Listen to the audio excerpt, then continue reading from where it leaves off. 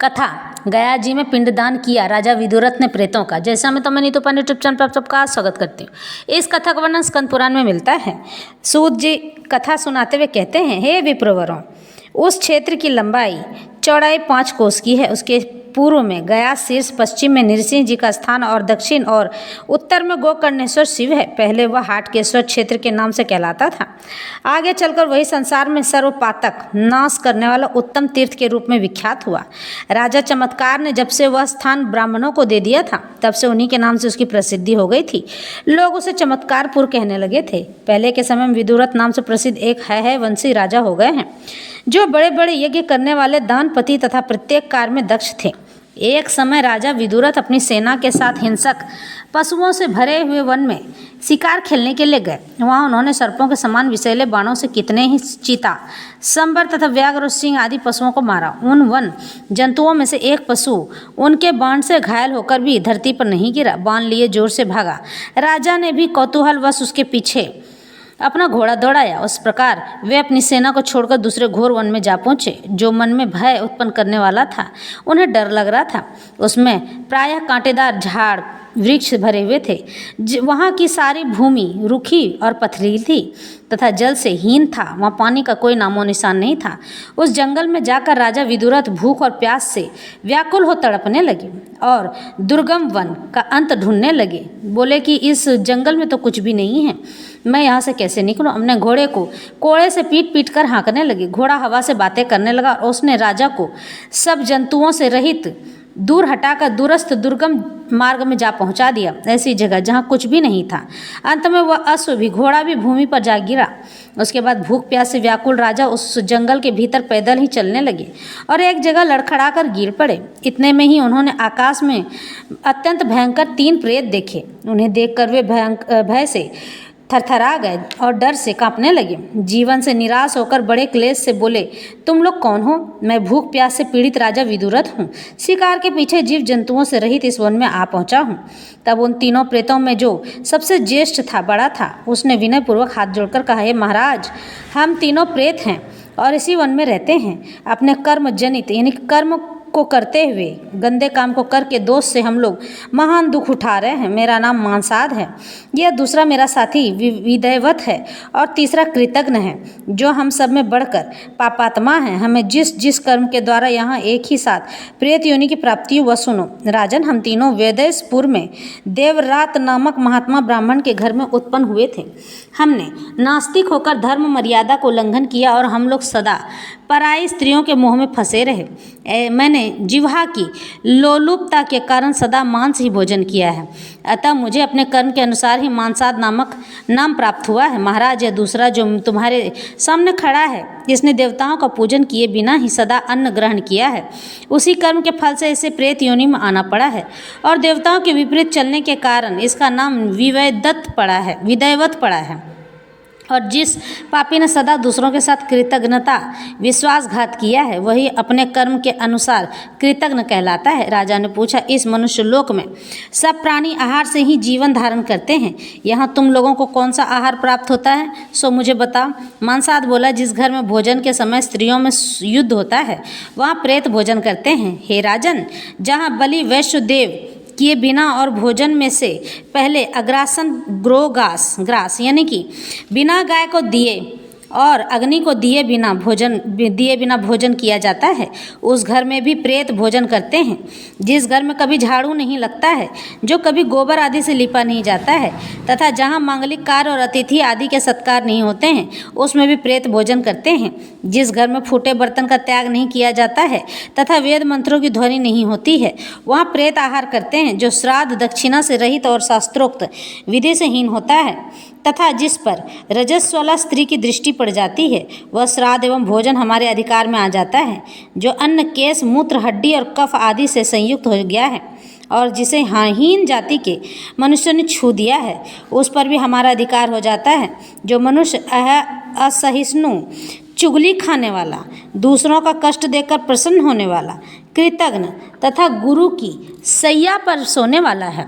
जो वेदों एवं ब्राह्मणों की निंदा करता है, ब्राह्मण कुल में पैदा होकर मांस खाता है और सदा प्राणियों की हिंसा करता है, वह प्रेत होता है। जो पराय स्त्री में आसक्त दूसरे का धन हड़प लेने वाला तथा पराई निंदा से संतुष्ट होने वाला है और जो धन की इच्छा से नीच एवं वृद्ध पुरुष के साथ अपनी कन्या का ब्याह कर देता है, वह प्रेत होता है। जो मनुष्य उत्तम कुल में उत्पन्न विनयशील और दोष रहित धर्म पत्नी का त्याग करता है, जो देवता, स्त्री और गुरु का धन लेकर उसे लौटा नहीं देता है तथा जो ब्राह्मणों के लिए धन का दान होता देख उसमें विघ्न डालता है, वह प्रेत होता है। राजा ने पूछा, मानसाद, अब यह बताओ कि कौन सा कर्म करने से मनुष्य प्रेत नहीं होता है? तो मानसाद बोले, जो पराय स्त्रियों को माता के समान, दूसरों के धन को मिट्टी के ढेले के समान तथा सब प्राणियों को अपने समान देखता है, वह प्रेत नहीं कहलाता है। जो सदा अन्नदान में तत्पर, विशेषतः अतिथि सत्कार में प्रेम रखने वाला, स्वाध्यायशील और व्रत परायण होता है, वह प्रेत नहीं होता है। जो शत्रु और मित्र में समभाव रखने वाला और मान तथा अपमान में भी समता का त्याग न करने वाला है, वह प्रेत नहीं होता है। जो धर्म में लगे हुए तथा धर्म मार्ग पर चलने वाले मनुष्यों का उत्साह बढ़ाता है, वो भी प्रेत नहीं होता है। जो सदा यज्ञ कर्म में तत्पर, सदैव तीर्थ यात्रा परायण तथा सर्वदा शास्त्र श्रवण करने वाला है, वह मनुष्य प्रेत नहीं होता है। जो बावली कुआं और पोखरा बनवाता, बगीचे लगाता और पौंसले प्याऊ चलवाता है, वह प्रेत नहीं होता है। हे राजन, हम इस प्रेत योनि से बहुत कष्ट पा रहे हैं, तुम हमारा उद्धार करने वाले हो। जाओ, गया शीर्ष नामक पवित्र तीर्थ में जाकर तुम हम तीनों के लिए पृथक पृथक यानी अलग अलग श्राद्ध करो, जिससे हमारी यह प्रेत योनि निवृत्त हो जाए, हमें फल जाए। राजा बोले, जिस योनि में इस प्रकार पूर्व जन्म की बातों का स्मरण होता है, आकाश में भी चलने की शक्ति प्राप्त है और धर्म तथा अधर्म का सम्यक यानी कि ज्ञान प्राप्त है, उसकी तुम निंदा क्यों करते हो? तो मानसाद प्रेत ने कहा, राजन, यह प्रेत योनि अधम देव योनि कहलाती है। इसमें केवल 3 ही गुण हैं, पूर्व जन्म का स्मरण, आकाश गमन की शक्ति यानी कि आकाश में घूमने की शक्ति और धर्म और अधर्म का निश्चय। इसके सिवा इसमें सब दोष ही दोष भरे हैं। यदि हम लोग इस वन की सीमा से बाहर जाते हैं तो हमारे ऊपर बिना देखे हुए मुदगरों की मार पड़ती है, यानी हमें यम आकर मारते हैं।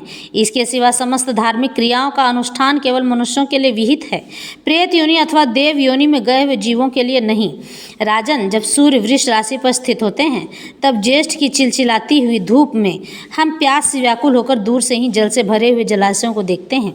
यदि उनके समीप चले जाए तो हमारे ऊपर अदृश्य मुदगरों की मार पड़ती है, यानी कि नरक लोक के दूत हमें आकर मार जाते हैं और इतना पीटते हैं कि हम सह ना सकें और यह दिखाई नहीं देती है। इसी प्रकार हम दूर से देखते हैं, गृहस्थों के घरों में नाना प्रकार की रसोई तैयार करके रखी हुई है। हम भूख से व्याकुल रहते किंतु उस रसोई को ले नहीं सकते। अच्छे फल वाले वृक्षों को हम देखते हैं किंतु उन्हें सेवन का अवसर नहीं पाते। अधिक क्या कहूँ, जो घृणित एवं क्लेशदायक कर्म हैं, सब हमारे पास स्वतः उपस्थित हो जाते हैं। बिना किसी दोष के हमारे प्राण यात्रा नहीं चलती है। जल, छाया, अन्न और सवारी यह सब हमारे लिए नहीं है, इसलिए प्रदोष काल आने पर हम सदा छिद्र ढूंढते हुए घूमते रहते हैं। हमारे आकाश गमन की शक्ति की बात तो तुमने कही है, तुम भी व्यर्थ है, वह भी व्यर्थ है। उस आकाश गमन की शक्ति से, धर्माधर्म विवेक से और पूर्व जन्म की स्मृति से भी क्या लाभ है, जिसके द्वारा मोक्ष की सिद्धि नहीं हो सकती है। अतः राजन, यद्यपि ये आकाशगमन आदि प्रेतों के गुण बताए गए हैं, इसके द्वारा कोई सिद्धि नहीं मिलती है। उल्टे इन गुणों के कारण खेद, दुख ही दुख उठाना पड़ता है, क्योंकि प्रेत योनियाँ किसी भी शुभ कर्म के करने में समर्थ नहीं होती हैं। तो राजा कहते हैं, यदि मैं इस महान वन से घर को लौट जाऊंगा तो निश्चय ही तुम सब लोगों के लिए गया साध करूंगा और यत्नपूर्वक सब उपायों से तुम्हारा उद्धार करूंगा। इस समय तुम मुझे मनुष्यों से सेवित कोई जलाशय बतलाओ जिसमें जल प्राप्त करके मैं तुम्हारा उपकार करूँ। माँ साध ने कहा, महाराज, इस स्थान से थोड़ी ही दूर पर एक जलाशय है, यानी कि जल कुंड है, जो नाना प्रकार के वृक्षों से घिरा हुआ है और चित्त को, मन को आह्लाद प्रदान करने वाला है, सुख देने वाला है। तुम यहाँ से सीधे उत्तर की ओर चले जाओ। तो सूत जी कहते हैं, उसके बाद राजा विदुरथ धीरे धीरे उत्तर दिशा की ओर चले गए। थोड़ी ही दूर हरे भरे वृक्षों का समुदाय दिखाई दिया। वहाँ हंस, बगुला, सारस आदि पक्षी उड़ रहे थे।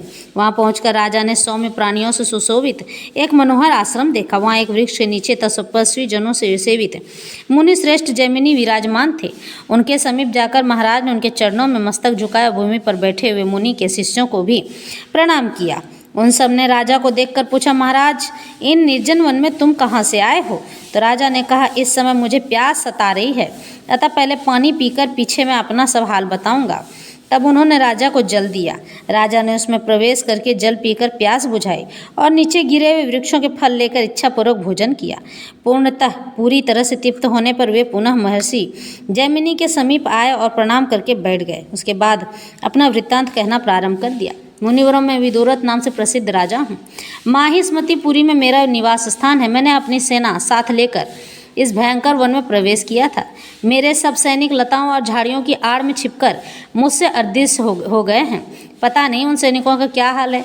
मेरा घोड़ा भी एक स्थान पर गिर गया। मेरी आयु शेष थी कि मैं घूमता हुआ यहाँ आ पहुँचा। मुनिवरों, अब संध्या का समय आ गया है, अतः हम सब लोगों को यथा योग सांध्योपासन आदि विधि करनी चाहिए। उसके बाद मुनियों तथा राजा ने सांध्योपासना की। धीरे धीरे रात्रि हो गई। इसी समय राजा की सेना के कुछ मनुष्य उन्हें ढूंढते हुए वहां आ पहुंचे और उन्हें देखकर बड़े आदर से बोले, अहो भाग्य जो महाराज मिल गए। यूँ कहकर वे राजा के चरणों में गिर गए। फिर उठकर उन्होंने राजा से सैनिकों के कष्ट को जो देखे और सुने थे बतलाए। उसके बाद उन सब सेवकों के साथ राजा वृक्ष के नीचे पत्ते बिछाकर सो रहे थे। प्रातःकाल उठकर उन्होंने पूर्वान्न कृत्य पहले के समान स्नान, संध्योपासन आदि पूरा किया। उसके बाद मुनिवर जैमिनी को प्रणाम करके उनकी आज्ञा ले अपने सेवकों के साथ माहिष्मतिपुरी को ओर प्रस्थान किया। मार्ग पूछते हुए धीरे धीरे चलकर राजा कुछ काल में अपने निवास स्थान पर जा पहुंचे और कुछ समय विश्राम करके उन्होंने शीघ्र ही गया से इसकी यात्रा कर दी। समय के अनुसार वहां पहुंचकर राजा ने स्नान किया और धुले हुए वस्त्र पहनकर पवित्र हो श्रद्धा युक्त हृदय से पहले मानसात का श्राद्ध किया। उसके बाद रात में सोते हुए स्वप्न में उन्होंने देखा मानसात दिव्य माला और वस्त्र धारण करके दिव्य विमान पर आरूढ़ हो चढ़कर उस समय जा रहे हैं। उस समय मानसाद ने राजा से कहा, भूपाल, तुम्हारे प्रसाद से मैं प्रेत योनि से मुक्त हो गया हूँ। तुम्हारा कल्याण हो, मैं स्वर्गलोक को जाऊँगा। तब प्रातःकाल उठकर हर्ष में खुशी से भरे हुए राजा ने विदुरथ ने विदयवत के लिए यथा योग्य श्राद्ध किया। फिर वह भी उसी प्रकार राजा को स्वप्न में दिखाई दिया और मानसाद की ही भांति कृतज्ञता धन्यवाद प्रकट करके स्वर्गलोक को चला गया। फिर तीसरे दिन राजा ने पहले के समान श्रद्धापूर्वक हृदय से कृतज्ञ के लिए श्राद्ध किया। रात को उसने भी स्वप्न में दर्शन दिया, किंतु वह उसी प्रेत रूप में आया था और बड़े दुख से घिरा हुआ था। कृतज्ञ बोला, महाराज, तड़ाग के लिए नियत धन की जिसने चोरी की है और जो सदा कृतज्ञ रहता है, ऐसे मुझ पापात्मा की अभी तक मुक्ति नहीं हुई है। अतः जिस प्रकार मुझे भी इस दुख से छुटकारा मिल जाए वैसा कोई उपाय कीजिए और अपनी ही की हुई सत्य प्रतिज्ञा पूरी करो। सत्य ही पर ब्रह्म है, सत्य ही परम सत्य है, सत्य ही परम ज्ञान है और सत्य ही परम शास्त्र है। सत्य के बल से वायु चलती है, सत्य से सूर्य तप रहा है और सत्य वचन से ही समुद्र अपनी मर्यादा का उल्लंघन नहीं करता है। सत्यहीन मनुष्य के द्वारा किए हुए तीर्थ, सेवन, तप, दान, स्वाध्याय और गुरु सेवा ये सब धर्म व्यर्थ हो जाते हैं। एक समय देवताओं ने कौतूहलवश अपनी तुला पर एक ओर संपूर्ण धर्मों को रखा और दूसरी ओर केवल सत्य को, परंतु सत्य का ही पलड़ा भारी रहा। इसलिए महामते, तुम भी सत्य को ही आगे रखकर मेरा उद्धार करो। यह पुण्य तुम्हारे लिए तपस्या से भी बढ़कर कल्याण का साधक होगा। राजा विदुरथ ने पूछा, प्रेत, तुम्हारी मुक्ति किस उपाय से हो सकती है? शीघ्र बताओ, दुष्कर होने पर भी मैं उसे अवश्य करूँगा। तो प्रेत ने कहा, राजन, चमत्कारपुर में जो हाटकेश्वर क्षेत्र है वहीं कलयुग से डरा हुआ गया शीर्ष तीर्थ है, गया जी है। प्लक्ष पाकड़ नाम वृक्ष के नीचे धूल में छिपा हुआ है। उसके चारों ओर समयोचित शाक, कुश और जंगली तिल के पौधे, वहीं जाकर तुम तिल, अन्न, शाक और कुश आदि सामग्रियों से के द्वारा मेरे लिए श्राद्ध करो। ऐसा करने पर शीघ्र मेरी मुक्ति हो जाएगी। प्रेत की यह बात सुनकर दयालु राजा वहां गए और उसके बताए अनुसार उन्होंने सब कुछ किया। पहले जल के लिए वहां एक छोटा सा कुआं खोदा, फिर वेदों के पारंगत श्रेष्ठ ब्राह्मणों को बुलाकर कृतज्ञ के उद्देश्य से शास्त्रोक्त विधि के अनुसार श्राद्ध किया। उस श्राद्ध के पूर्ण होते ही कृतज्ञ दिव्य रूपी पुरुष होकर श्रेष्ठ विमान पर चढ़कर चला गया और विदुरथ से बोला, प्रभु, तुम्हारे प्रसाद से मैं इस भयंकर प्रेत शरीर से मुक्त हो गया हूँ। अब मैं स्वर्ग को जा रहा हूँ, तुम्हारा कल्याण अवश्य होगा। इस तरह से राजा विदुरथ ने तीनों प्रेतों को मुक्ति दिलाई। तो यह कथा यहीं संपन्न होती है।